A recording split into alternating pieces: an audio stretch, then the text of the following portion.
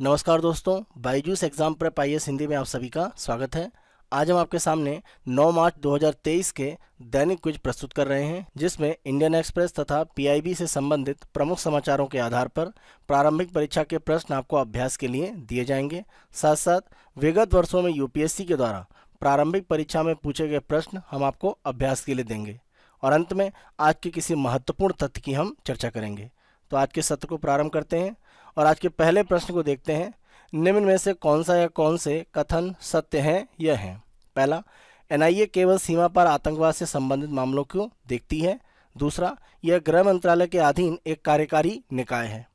प्रमुख रूप से आप ध्यान रखें, जब हम एनआईए की स्थापना की बात करते हैं तो 2008 में मुंबई का जो आतंकी हमला हुआ था उसके बाद प्रमुख रूप से एनआईए की स्थापना की गई और 2019 में एनआईए का जो कानून था उसके संदर्भ में कुछ महत्वपूर्ण परिवर्तन किए गए। तो जब हम एनआईए की बात करते हैं तो अलग अलग अपराधों की वो जो जांच करती है और मुकदमा चला सकती है, उसमें अगर हम देखें तो परमाणु ऊर्जा अधिनियम 1962, गैर कानूनी गतिविधियां रोकथाम अधिनियम 1967, अपहरण विरोधी अधिनियम 1982 ये प्रमुख रूप से थे। इसके बाद 2019 के संशोधन के माध्यम से मानव तस्करी, जाली मुद्रा या बैंक नोट, प्रतिबंधित हथियारों के निर्माण या बिक्री, साइबर आतंकवाद, विस्फोटक पदार्थ अधिनियम 1908, इन सब के अंतर्गत जो अपराध थे उनके संदर्भ में भी ये जांच कर सकता है। मूल रूप में अगर हम देखें तो एनआईए भारत के भीतर अपराधों की जांच और मुकदमे की प्रक्रियाओं में था, लेकिन 2019 के संशोधन के माध्यम से जो भी अंतर्राष्ट्रीय संधियां हैं या अन्य देशों के जो घरेलू कानून हैं उसके अंतर्गत बाहरी देशों के जो अपराध है वहां पर भी एक तरह से जो जांच की प्रक्रिया है उसमें एनआईए जा सकता है। आप ध्यान रखें, एनआईए के संदर्भ में जो विशेष अदालत है वो प्रमुख रूप से नई दिल्ली में है। 2019 के संशोधन से केंद्र सरकार को इस तरह की अनुमति मिली कि वो सत्र न्यायालय को विशेष न्यायालय का दर्जा देकर एनआईए के जो भी मुकदमे हैं उनकी सुनवाई करवा सकता है। तो इस रूप में अगर हम दोनों विकल्पों को देखें तो पहला विकल्प यहाँ पर असत्य हो जाता है और साथ साथ दूसरे विकल्प की अगर हम बात करें तो वो भी असत्य है, क्योंकि यह गृह मंत्रालय के अधीन एक कार्यकारी कोई एग्जीक्यूटिव बॉडी नहीं है। ये काउंटर टेररिज्म का प्रमुख रूप से भारत का एक कार्य करने वाली संस्था है। यह गृह मंत्रालय में जरूर कार्य करता है लेकिन प्रमुख रूप से कार्यकारी एग्जीक्यूटिव बॉडी के रूप में है, ऐसा नहीं है। तो दोनों कथन यहाँ पर असत्य है, इसीलिए हमारा उत्तर हो जाता है डी, ना तो एक ना ही दो। आज के दूसरे प्रश्न को हम देखते हैं। 5G नेटवर्क के संबंध में कितने कथन सत्य हैं? यह है। पहला, यह सूचना के प्रसारण के लिए मिलीमीटर तरंगों का उपयोग करता है। 5G नेटवर्क के द्वारा प्रमुख रूप से मिलीमीटर जो रेडियो वेव्स होती है उनका प्रमुख रूप से उपयोग किया जाता है। इस आधार पर पहला कथन सत्य है। दूसरा, इसकी बैंडविड्थ और लेटेंसी यानी विलंबता 4G नेटवर्क से कम है। 4G नेटवर्क की तुलना में अगर हम 5G की बात करते हैं तो यहाँ पर प्रमुख रूप से जो बैंडविड्थ है यानी जितने एक तरह से भाग में डाटा का एक तरह से प्रसारण हो सकता है या डाटा का लेन देन हो सकता है वो ज़्यादा व्यापक है। तो बैंडविड्थ एक तरह से कम है ऐसा नहीं है, बैंडविड्थ अधिक है। अगर हम लेटेंसी की बात करें तो लेटेंसी 4G से कम है। जैसे मान लीजिए आपने अपने मोबाइल से कोई डाटा एक तरह से डाउनलोड करने की प्रक्रिया शुरू करी, यहाँ से लिंक गया यानी यहाँ से डाटा आपने डाउनलोड करने का जो एक तरह से मैसेज किया वो आगे बढ़ा और ये डाउनलोड कंप्लीट हुआ।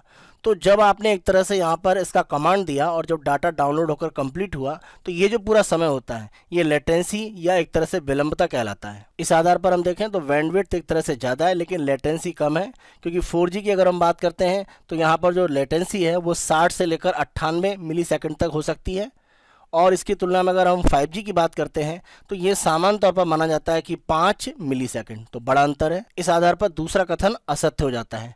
तीसरा, इसे पूरे भारत में लॉन्च कर दिया गया है। आप ध्यान रखें, पिछले वर्ष जब 5G को लॉन्च किया गया था तो प्रमुख रूप से 13 शहरों में इसको लॉन्च किया गया था।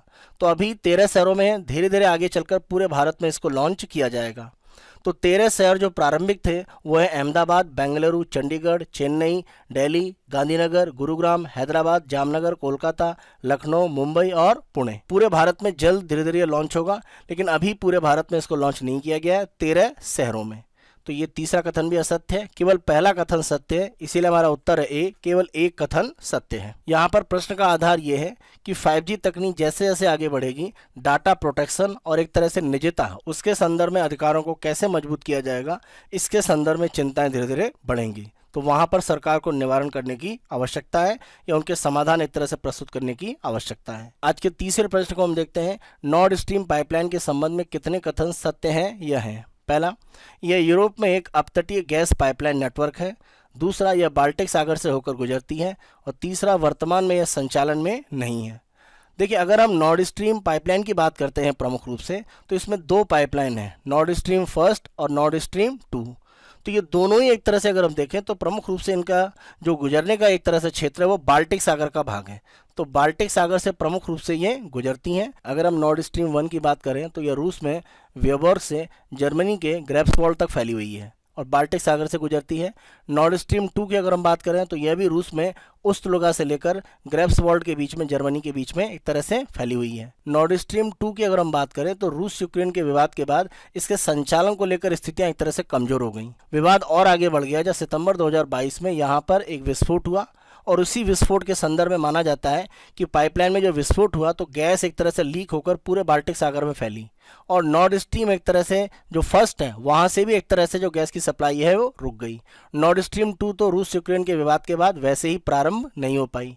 अब यहाँ पर एक तरह से जांच में ये बात सामने आ रही है कि यूक्रेन के समर्थक कुछ जो समूह हैं उन लोगों के द्वारा शायद ये हमला किया गया था पिछले सितंबर में, जिसके बाद से नॉर्ड स्ट्रीम जो गैस सप्लाई करती है यूरोप को वो एक तरह से नहीं हो पा रहा। अब अमेरिका के जो भी एक तरह से जांच एजेंसियां वो इस तरह के निष्कर्ष पर आ रही हैं। पहले इसके बारे में रूस पर एक तरह से आरोप लग रहे थे। तो ये स्थिति बिल्कुल स्पष्ट है, कहीं ना कहीं यूक्रेनी समर्थक लोगों के द्वारा ये एक तरह से हमला किया गया और इस आधार पर नॉर्ड स्ट्रीम अगर हम वर्तमान में देखें तो वो संचालन की स्थिति में नहीं है। तो यहाँ पर अगर हम देखें तो तीनों कथन सत्य हैं। इस आधार पर हमारा उत्तर है डी, 1, 2, 3 तीनों सत्य हैं। आज के चौथे प्रश्न को हम देखते हैं, लिथियम आयन बैटरी में निम्नलिखित में से किसका उपयोग किया जाता है? पहला कोबाल्ट, तांबा, निकल, ग्रेफाइट। यहाँ पर आप ध्यान रखें जब हम लिथियम आयन बैटरी की बात करते हैं तो ये चारों ही यानी कोबाल्ट, तांबा, निकल, ग्रेफाइट इनका उपयोग किया जाता है। इसीलिए हमारा उत्तर है डी, 1, 2, 3, 4 चारों सत्य हैं। यहाँ पर प्रश्न का प्रमुख रूप से आधार ये है कि अगर भारत में इलेक्ट्रिक वाहन के उत्पादन को बढ़ाने के लिए प्रयास किया जाता है तो चीन के ऊपर अगर हम देखें तो कच्चे माल को लेकर भारत की जो निर्भरता है वो एक तरह से बढ़ेगी, क्योंकि जो भी एक तरह से इलेक्ट्रिक वाहन निर्मित किया जा रहा है उसमें प्रमुख रूप से अगर हम देखें, चाहे हम लिथियम की बात करें उसकी आवश्यकता पड़ती है, इसी के साथ साथ अगर हम देखें तो कोबाल्ट, निकल, कॉपर, ग्रेफाइट इन सब की प्रमुख रूप से आवश्यकता पड़ती है। तो अगर आप इलेक्ट्रिक वाहन की स्थितियों को बढ़ाना चाहते हैं तो इस तरह के जो कच्चे माल हैं वो उत्पादन की प्रक्रिया आपको भारत में लानी पड़ेंगी। तो लिथियम के संदर्भ में आप देखें, हमने जम्मू कश्मीर में भंडार जरूर खोजा है, लेकिन अभी भी अगर हम देखें तो चीन के पास एक तरह से स्थिति इसको लेकर काफ़ी मजबूत है, क्योंकि उसने विश्व में अगर हम सबसे बड़ी लिथियम की माइन की बात करें ऑस्ट्रेलिया की और साउथ अमेरिका, वो एक तरह से चीन के पास है। तो चीन की स्थिति इसके संदर्भ में काफ़ी मजबूत है। विश्व में जितना भी लिथियम प्रोसेस किया जाता है 60% चीन के हिस्से में है। इसी के साथ साथ कोबाल्ट का 65%, इसी के साथ साथ मैग्नीज का 93% जो प्रोसेसिंग है वो चीन के पास है। वैश्विक स्तर पर जितनी भी बैटरी का निर्माण होता है, अगर हम 4 में से 3 बैटरी की बात करें तो चीन के द्वारा निर्मित की जाती हैं। आज के दैनिक क्विज के दूसरे भाग में हम पहुंचते हैं, जहां पर हम विगत वर्षों में यूपीएससी के द्वारा प्रारंभिक परीक्षा में पूछे गए प्रश्न आपको अभ्यास के लिए देते हैं। आज 2020 की प्रारंभिक परीक्षा का प्रश्न हम आपको अभ्यास के लिए दे रहे हैं। प्रश्न को देखते हैं, निम्नलिखित में से कौन सा कथन कार्बन के सामाजिक मूल्य पद का सर्वोत्तम रूप से वर्णन करता है? प्रमुख रूप से कार्बन के अगर हम सामाजिक मूल्य की बात करें, यानी कार्बन उत्सर्जन की जो प्रक्रियाएं हैं उससे सामाजिक रूप में क्या प्रभाव पड़ते हैं, तो यहाँ पर एक तरह से मतलब ये है कि सामाजिक मतलब दीर्घकालिक प्रभाव क्या हो सकते हैं। तो इस आधार पर पहला कथन सत्य है। प्रदत्त वर्ष में यानी किसी भी वर्ष की हम बात कर रहे हैं, 1 टन CO2 के उत्सर्जन से होने वाली दीर्घकालीन जो क्षति है उसको कहीं ना कहीं एक तरह से इंगित करता है। दैनिक क्विज के तीसरे और अंतिम भाग में आज के तथ्य की हम चर्चा करेंगे और आज एक सम्मेलन का जो भारत में आयोजन किया जा रहा है उसके संदर्भ में हम बात करेंगे। यह सम्मेलन अगर हम देखें तो समावेशी चुनाव और चुनाव की जो सत्यनिष्ठा है उस पर प्रमुख रूप से आधारित है। तो यहाँ पर आप ध्यान रखें कि ये जो एक तरह से आपका सम्मेलन आयोजित किया गया है, इस सम्मेलन की प्रमुख रूप से पृष्ठभूमि क्या है वो आपको प्रमुख रूप से समझना जरूरी है। यहाँ पर आप ध्यान रखें कि लोकतंत्र के लिए जो शिखर सम्मेलन है यानी समिट फॉर डेमोक्रेसी, इसे दिसंबर 2021 में अमेरिकी राष्ट्रपति जो बिडेन की पहल के आधार पर आयोजित किया गया था। इस सम्मेलन को आयोजित करने का प्रमुख रूप से उद्देश्य यही था कि लोकतांत्रिक स्थितियों को विश्व में मजबूत किया जाए और प्रधानमंत्री माननीय नरेंद्र मोदी जी ने भी उसमें भाग लिया था।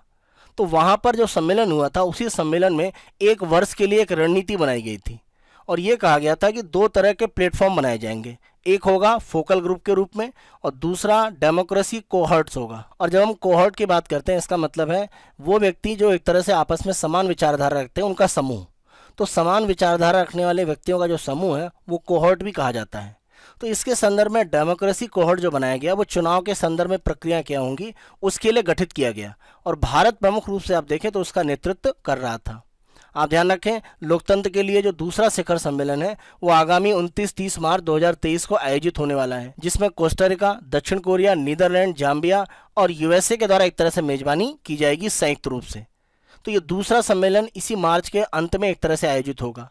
तो यहाँ पर जो चुनाव के संदर्भ में समान व्यक्ति समान विचारधाराओं का जो समूह था डेमोक्रेसी कोहॉर्ट, तो भारत एक तरह से चुनाव के संदर्भ में इसकी प्रक्रियाओं को आगे बढ़ा रहा था और भारत इसकी एक तरह से मेजबानी कर रहा था, जहाँ पर भारत का जो चुनाव आयोग है वो प्रमुख रूप से काफ़ी आगे था।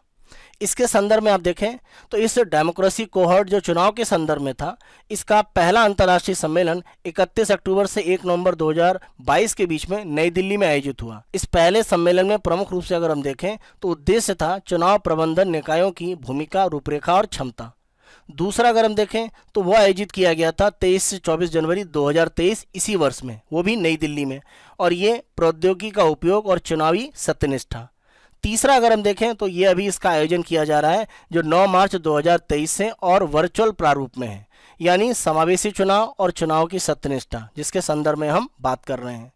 तो उद्देश्य यही है कि जो भी एक तरह से चुनाव की प्रक्रिया है उसमें इंटीग्रिटी या सत्यनिष्ठा बनी रहे, और किस तरह से भारतीय चुनाव आयोग के द्वारा ये स्थितियां मजबूत की गई हैं ये अपने सहयोगी देशों को एक तरह से आगे बताता है। 9 मार्च 2023 से ये जो वर्चुअल सम्मेलन आयोजित हो रहा है समावेशी चुनाव और चुनाव की सत्यनिष्ठा, इसमें भारत ने अपने अलावा सह नेतृत्व करने के लिए ग्रीस और मॉरिशस को एक तरह से आमंत्रित किया है। साथ साथ एक समूह है IFES यानी international foundation for electoral system.